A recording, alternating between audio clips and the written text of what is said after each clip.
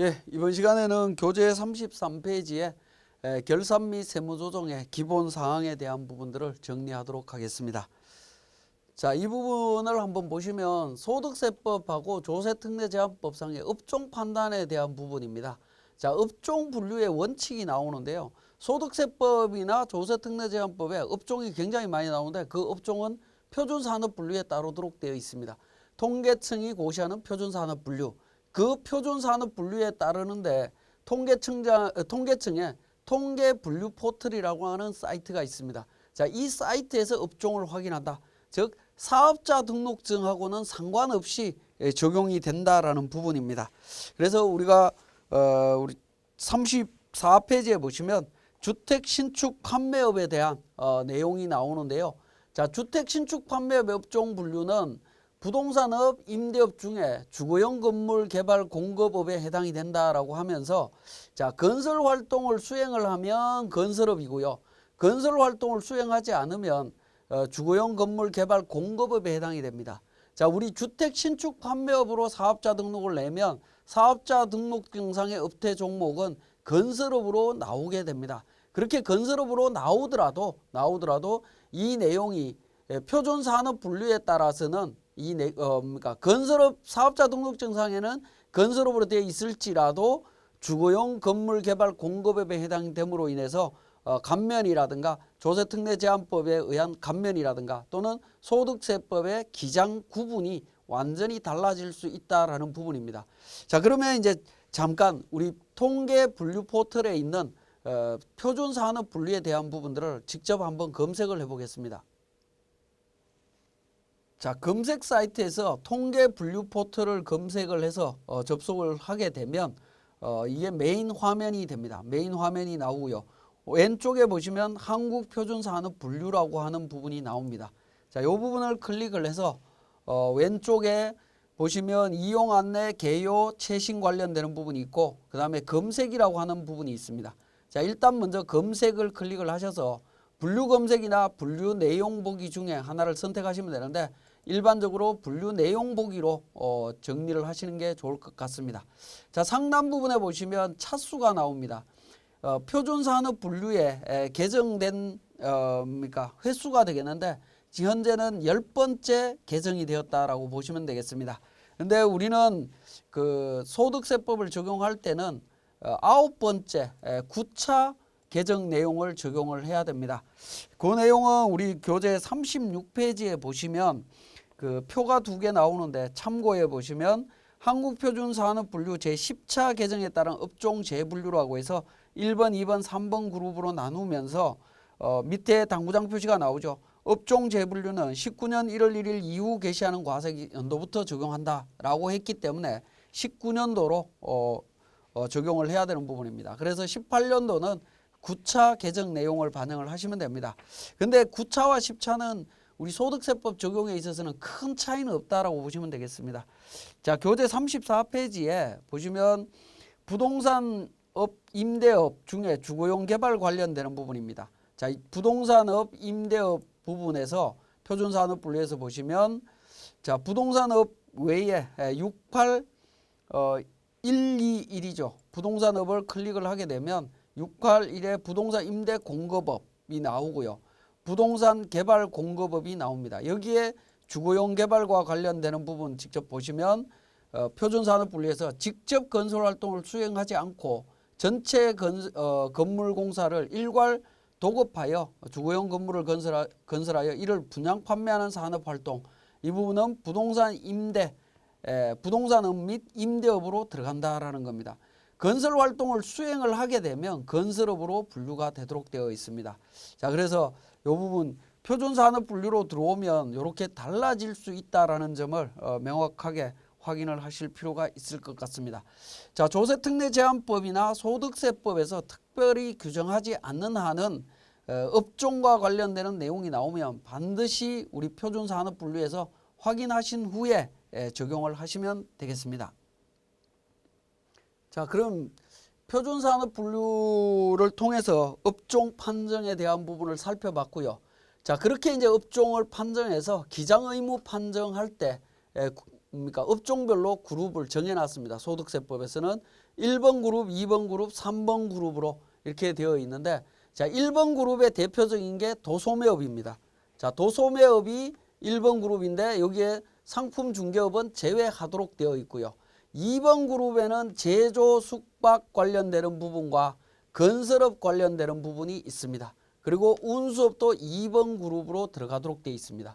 그리고 1번 그룹에서 상품 중개업이 제외되어 있는데 이 부분이 2번 그룹으로 들어와 있습니다. 자, 상품 중개업은 표준산업분류에서 찾아보시면 도소매업으로 되어 있습니다. 도소매업으로 되어 있는데 그 부분을 우리 소득세법에서는 2번 그룹으로 분류하고 있다라는 겁니다. 자, 그 다음에 세 번째 3번 그룹에는 부동산 임대업 관련되는 서비스업, 그 다음에 부동산 이외의 임대업, 보건업이라든가 또는 교육 서비스업 뭐 이런 쪽들이 전부 다 3번 그룹으로 되어 있습니다. 그래서 우리는 앞으로 기장의무 판정이라든가 성실 대상 확인이라든가 이런 부분들은 전부 다 이 그룹 1번, 2번, 3번 그룹으로 구분해서 모든 걸 다 적용을 한다라는 거 기억을 해 주시고, 우리 교재 35페이지에 보시면 지금 칠판에 나와 있는 이 그룹표는 그러니까 지금 개정되기 전 내용이고요. 개정된 내용을 보시면 35페이지에 참고에 나오죠. 아까 잠깐 말씀드렸습니다마는 표준산업분류 10차 개정 내용을 반영해서 세법에 적용하고 있습니다. 그래서 1번 그룹에는 크게 변동이 없고요. 2번 그룹에서 업종이 전기가스 중기 및 공기조절 공급업, 수도 하수 폐기물 처리 원료 재생업 부분이 바뀌었고요. 그 다음에 운수업 및 창고업, 정보통신업으로 이렇게 바뀌어져 있습니다.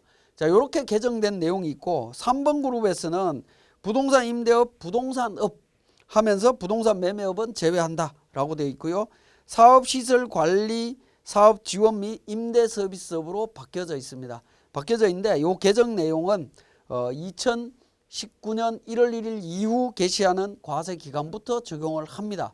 그러니까 18년도에는 과거 기준대로 판정을 하시면 되겠습니다. 그래서 이 1번, 2번, 3번 그룹 구분은 기장의무 판정이나 우리 성실신고 확인 대상자 또는 추계신고 시에 단순경비율이나 기준경비율 적용과 관련되는 부분에 있어서 모두 적용되기 때문에 이 그룹에 대한 판정을 잘 판정하셔야 되겠습니다. 자, 그러면 업종에 대한 세부 내용들을 한번 살펴보면 부동산 매매업입니다. 부동산 매매업은 우리 건설업 중에 비주거용 건물 건설업과 관련되는 부분이 있고요. 부동산 개발 공급업 중에 주거용 건물 개발 공급, 비주거용 건물 개발 공급, 기타 부동산 개발 공급업이 있습니다. 자, 이런 부분들이 기본적으로 비주거용과 기타 부동산 개발 공급업은 부동산 매매업에 포함이 되고 있고요. 자, 건설업으로 분류되어 있는 비주거용 건물 건설업 중에서 건물을 직접 건설해서 판매하는 경우만 부동산 매매업으로 갑니다. 건설업이긴 하지만 소득세법에서 별도로 직접 건물을 만들어서 파는 경우에는 부동산 매매업으로 분류를 하고 있다라는 겁니다. 마찬가지로 주거용 건물 개발 공급업의 경우에도 주거용 건물을 재판매하는 경우, 구입해서 재판매하는 경우도 부동산 매매업으로 포함을 하고 있다라는 거죠. 그렇죠? 우리 표준산업분류에서 부동산 개발 공급업이 부동산 매매업으로 들어가도록 규정이 되어 있고, 건설업 중에서도 부동산 매매업으로 들어가는 부류가 있다라는 거 기억하시고요. 자, 두 번째입니다. 건설업에 대한 범위가 되겠습니다. 자, 건설업은 표준산업분류에서 큰 분류로 41번에서 42번까지입니다. 41번이 종합건설, 전문직별 이제 공사, 전문공사업이 되겠는데요. 전부 다 건설업에 해당이 됩니다. 종합공사 쪽에 들어가면 건물건설, 토목건설이 있고요. 여기에 이제 주거용 건물, 비주거용 건물 관련되는 부분이 있는데, 주거용 건물을 짓게 되면 건설업으로 분류를 하고 있고요.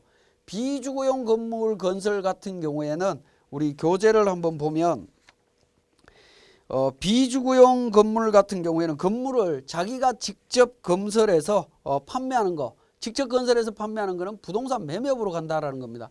원래는 건설업에 들어가 있지만 부동산 매매업으로 분류가 되어 있다라고 보시면 되겠고요. 전문직 건설업으로 들어갑니다. 자, 그 다음에 부동산 개발 공급업은 앞에서 부동산 매매업이다라고 했는데, 자, 주거용 건물 개발해서 공급하는 경우에 구입해서 판매하는 경우를 빼고 기타의 경우에는 건설업으로 포함을 시키고 있습니다. 그 다음에 비주거나 기타 부동산 개발과 관련되는 부분은 모두 다 제외되도록 되어 있죠. 이 부분은 부동산 매매업으로 본다라고 이해를 하시면 되겠습니다. 자, 그 다음에 부동산 임대업에 대한 부분도 표준산업분류코드는 68에서 69번까지 되어 있고요. 자, 부동산업이 68번, 임대업이 부동산 제외한 임대업이 69번 코드로 되어 있습니다. 자, 기본적으로는 전부 다 부동산 매매업으로 그러니까 부동산 및 임대업으로 들어가는데 부동산 개발 및 공급업은 제외하도록 되어 있다라는 겁니다. 자, 요 제외되는 부분은 부동산 매매업으로 보기 때문에 그렇습니다.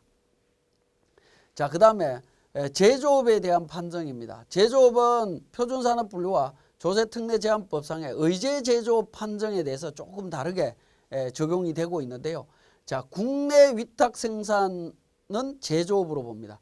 국외 위탁 생산은 도매업으로 봅니다. 조세특례제한법에서는 이렇게 이제 달라집니다. 위치가 어디냐에 따라서 외국에서 생산하는 경우는 도매, 국내에서 생산하는 경우는 제조업으로 보는데, 소득세법에서 의제제조업의 판정은 장소와 상관없이 제조업으로 분류가 됩니다. 제조업으로. 그래서 우리가 그러니까 생산 공장이 중국이나 인도나 베트남에 있다라고 했을 때 조세특례제한법에 의한 세액공제나 세액감면을 적용할 때 업종은 도매업으로 분류를 해서 판단하셔야 되겠지만, 소득세법에 의한 기장의무 판정이라든가 이런 부분을 따질 때는 제조업으로 판정을 한다라는 겁니다. 그래서 의제 제조업에 대한 부분은 주의를 하셔야 됩니다. 국내에 제조 공장이 있어서 본인의 제조 공장이 있어서 하는 경우에야 뭐 문제가 없겠습니다만, 그렇지 않는 경우에는 그러니까 그 조세특례제한법을 적용할 거냐 소득세법을 적용할 거냐에 따라서 업종 구분이 달라진다라는 점 기억하셔야 되겠습니다.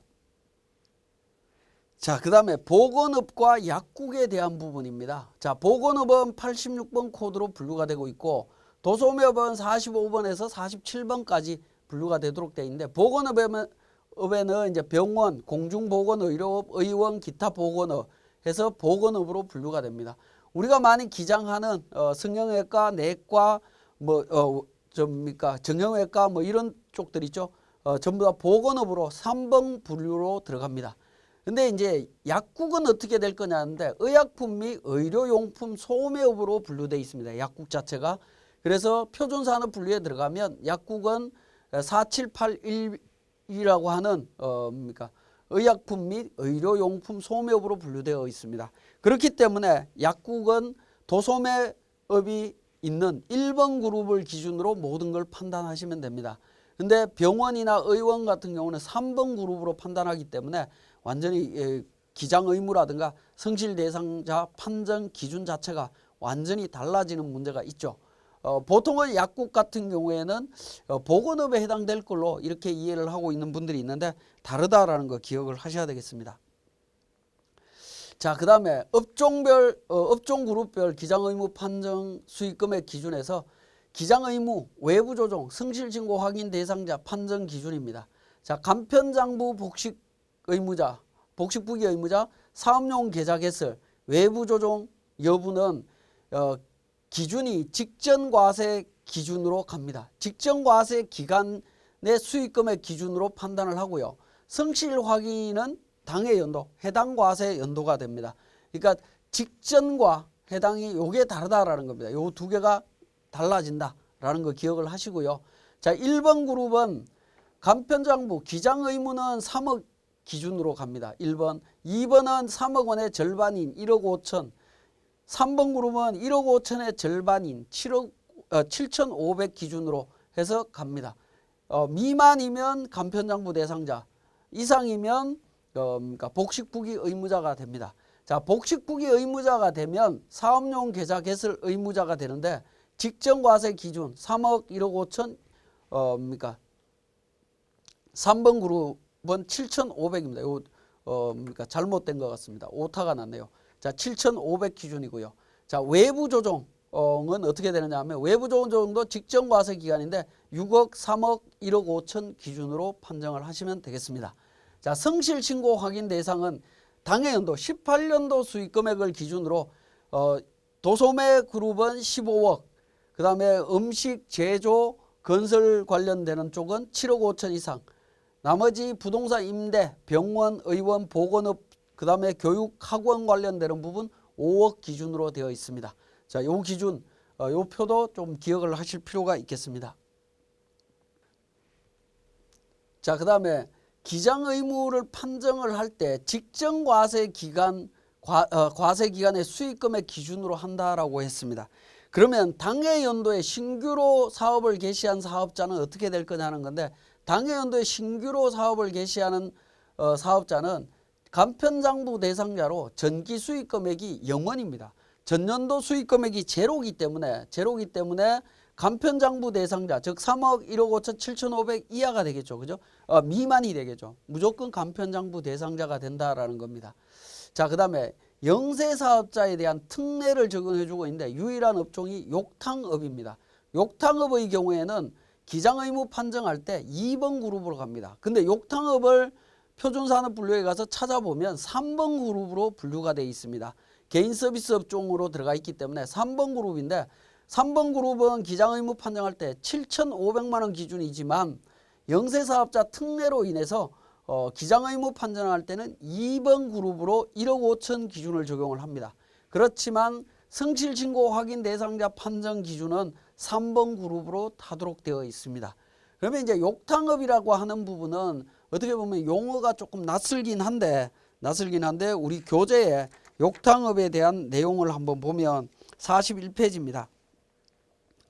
자, 욕탕업에 대한 표준산업 분류에 규정하고 있는 부분입니다. 자, 설명을 보면 실내외를 불문하고 대중탕, 가족탕, 한정막, 사우나탕, 전기탕, 온탕을 운영하는 산업활동을 말한다라고 하면서 우리가 일반적으로 알고 있는 찜질방, 숯가마 찜질 서비스, 스파 서비스 이런 쪽들이 전부 다 욕탕업으로 들어갑니다. 우리가 욕탕업이라고 이야기했을 때 대부분 이제 대중 목욕탕을 많이 떠올리게 되는데 그것도 당연히 포함이 되지만 그와 유사한 그러니까 사우나탕 운영이라든가 이런 부분들까지도 좀 폭넓게 들어갑니다. 표준산업 분류를 보고 확인을 하실 필요가 있다라는 겁니다. 자, 그 다음에 특례 판정 기준이 되겠는데요. 사업서비스업은 3번 그룹으로 판정을 한다. 사업서비스업이 변호사업부터 시작해서 공인노무사업까지 이런 업종들은 표준산업 분류에서 다르게 분류를 하고 있다 하더라도 우리는 3번 그룹으로 무조건 보겠다라는 부분입니다. 대표적인 게 여기 이제 관세사는 빠져 있습니다만은 관세사가 통관업에 해당이 될 걸로 보여집니다. 관세사가 이제 통관업이 되면 운수업이 되는데요. 운수업은 2번 그룹으로 들어갑니다. 2번 그룹으로 들어가지만 사업서비스업에 해당이 되기 때문에 3번 그룹으로 판정을 한다. 그렇게 이해를 하시면 되겠습니다. 자, 그 다음에 간편장부 적용을 배제하는 업종도 있습니다. 마찬가지로 변호사부터 시작해서 한의사, 약사, 한약사, 수의사업 관련되는 업종들 간편장부를 무조건 배제합니다. 그 다음에 의료법에 따른 의료업, 수의사법에 따른 수의업, 약사법에 따른 약국을 개설해서 약사업을 하는 분들은 수익금액에 상관없이 무조건 간편장부를 배제합니다. 무조건 복식부기 의무자다라는 거죠. 여기에 해당되시는 분들은 직전 과세기간 수익금액 이런 거 안 따집니다. 무조건 복식부기 의무자다라고 이해를 하시면 되겠습니다. 자, 추계 신고할 때 기준경비율 적용 어떻게 되느냐 하는 부분인데 이 부분도 계속사업자와 신규사업자로 구분해서 봅니다. 계속사업자는 전기 수익금액 기준으로 단순경비율이냐 기준경비율이냐를 따지는데 1번 그룹은 6천만 원, 2번 그룹 3,600, 3번 그룹 2,400 기준으로 단순경비율과 기준경비율을 적용을 합니다. 자, 신규사업자는 단기 수익금액이 단순경비율과 기준경비율 기준 금액이 되는데 복식부기 의무자 기준금액입니다. 3억 미만일 때 단순경비율, 1억 5천 미만, 7,500 미만일 때 단순경비율을 적용받을 수 있다라는 점 기억하시면 되겠고요. 자, 단순경비율 적용 시에 유의해야 될 부분. 단순경비율 적용 대상자는 추계신고 시에 단순경비율과 기준경비율 중에 선택해서 적용할 수 있다라는 거고요. 기준경비율 대상자는 단순경비율 적용이 불가능합니다. 요거 실수 굉장히 많이 하고 있는데 주의하셔야 됩니다. 자, 그 다음에 복식부기 의무자가 추계로 신고할 경우에 기준경비율의 2분의 1이 적용이 됩니다. 우리 세무사랑 프로로 복식부기 의무자가 추계로 신고하게 되면 이 부분은 경비율이 자동으로 적용이 되고 있습니다. 그 다음에 신규 사업자 중에 당해 과세기간의 수익금액이 복식부기 의무자 수익금액 이상인 경우에는 단순경비율 적용을 배제하고 기준경비율만 적용을 합니다. 자, 이 부분은 신규 사업자 관련되는 부분은 2019년도부터 적용이 된다라는 점 기억을 하셔야 되겠습니다. 자, 단순경비율, 기준경비율 적용 시에 유의해야 될 부분에 있어서 기준경비율 적용 시에 다음의 금액을 한도로 한다라고 해서 이제 단순경비율로 계산한 금액에 배율을 적용합니다. 2.6배와 3.2배 배율이 적용된다라는 거. 이 부분도 우리 기장 의무라든가 이런 부분들만 제대로 판정해서 우리 세무사랑에 입력을 하게 되면 자동으로 계산이 되도록 되어 있습니다. 자, 그 다음에 2018년도부터 추계 신고하거나 추계 조사 결정하는 경우에 감가상각 대상 자산에 대해서 감가상각 의제 규정이 적용이 된다라는 거. 이게 새롭게 도입이 됐죠. 근데 2018년 귀속 종합소득세 신고할 때는 영향은 없습니다. 영향은 없지만 2018년도에 추계로 신고를 했다면 2019년도에 기장으로 신고할 때 의제가 적용이 된다라는 점, 요걸 기억을 하셔야 되겠습니다. 자, 단순경비율 적용 배제 사업자가 있습니다. 의료업이나 수의업, 약국을 개설해서 약사에 관한 업을 하는 사업자나 변호사 관련되는 전문직, 그 다음에 현금 영수증 가맹 가입자 중에 미가입자, 신용카드 등 발급 거부나 사실과 다르게 발급한 사업자, 이런 사업자들은 단순경비율 적용이 배제됩니다. 자, 그 다음에 이 업종에 대한 금액을 판정을 할 때 이 이상의 업종을 겸용하는 경우에는 어떻게 되는지 하는 부분인데, 자, 업종이 동일한 경우에는 수익금액을 합산해서 판단을 합니다. 근데 업종이 다르면 주업종 수익금액으로 환산해서 판단한다라는 거, 이 부분도 주의를 하셔야 되는데, 요 환산해서 기장의무 판정하는 부분들이 우리 5월 달에 종합소득세 신고할 때 국세청에서 이미 신고 안내 내용들이 다 우편으로 또는 국세청 홈택트를 통해서 다 확인들을 할 수가 있죠. 그 확인을 해보시면 요거 관련해서 적용해서 이미 판정이 되어 있습니다. 그렇지만 국세청에서 안내해주는 그 기준을 100% 믿을 필요는 없습니다. 우리가 제가 앞에서 설명드렸던 모든 내용을 바탕으로 해서 개별적으로 판단하시면 됩니다. 자, 기타 사항인데요. 총 수익금액에는 이 부분이 굉장히 중요한데, 수익금액은 총 수익금액으로 하는데 간주임대료나 신용카드 세액공제, 판매 장려금, 사업 양수도 시의 재고자산의 시가액, 요즘 많이 지원받는 일자리 안정지원금, 청년고용 장려금 등은 전부 포함해서 판단을 하셔야 됩니다. 포함해서. 그 다음에 수익금액은 해당 연도 중에 개업 폐업으로 인해서 수익금액을 한 경우에도 수익금액을 1년분으로 환산하지는 않습니다. 환산하지는 않고 그때 발생된 수익금액으로 가는데, 우리가 주의하셔야 되는 부분은 일자리 안정지원금, 고용지원금 이런 부분들은 지금 많이 발생을 하고 있고요. 신용카드 세액공제나 판매 장려금 관련되는 부분들은 이미 많이들 알고 계시기 때문에 당연히 챙겨야 되는 부분이긴 하지만, 일자리 안정지원금이나 고용장려금, 이런 국가에서 지원금 받는 것들이 굉장히 많습니다. 그러한 부분들도 전부 다 수익금액에 포함이 된다라는 사실 기억하셔야 되겠습니다. 자, 공동사업장의 판정 기준이 되겠는데요. 기장의무나 접대비 한도 규정, 추계기준, 성실신고 확인 적용할 때 모두 동일하게 갑니다. 자, 구성원이 A가 있고 A, B가 있습니다. 즉 뭡니까? 단독사업장과 공동사업장이 있다라고 하면 사례 1번 같은 경우 두 개가 있을 때 어떻게 판정할 거냐 하는 부분인데요. 단독사업장만 갖고 판단을 합니다. 기장의무 판정하고요. 공동사업장은 공동사업장만 갖고 판단을 합니다. 그래서 A 사업장, A 구성원이 A인 사업장은 복식부기 의무, AB는 간편장부 대상자, 이게 가능하다라는 겁니다. 그러면 사례 2번에서는 단독사업장과 공동사업장이 두 개가 있습니다. 구성원이 동일한데 지분율이 다르다라는 거죠. 구성원이 동일하면 각 공동사업장의 수익금액을 합쳐서 기장 의무를 판단한다라는 겁니다. 물론 단독사업장은 별도로 하죠. 자, 그 다음에 사례 3번은 AB, ABC 구성원이 다르다라는 겁니다. 구성원이 다를 때는 각 공동사업장별 수익금액으로 각각 판단을 합니다. AB 사업장은 복식부기 의무, ABC 사업장은 그러니까 간편장부 대상자, 이게 가능하다라는 겁니다. 그래서 공동사업장 판정에 공동사업장과 관련되어 있을 때 단독사업장과 판단하는 기준, 요 표를 잘 기억을 하셨다가 적용을 하시면 되겠습니다. 자, 그 다음에 상속이 발생했을 때 과세 문제인데요. 피상속인과 상속인의 소득금액에 대해서 소득세는 각각 구분해서 과세를 합니다.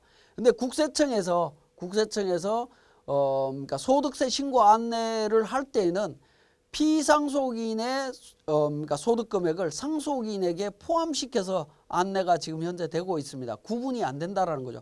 왜냐하면 상속으로 인해서는 사업자 등록에 정정 사유가 되죠.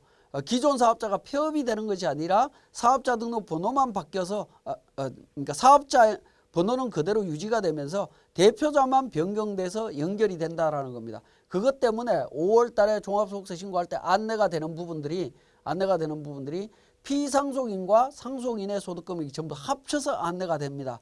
설령 그렇게 안내문이 온다 하더라도, 안내가 되고 있다 하더라도 구분해서 신고하셔야 됩니다.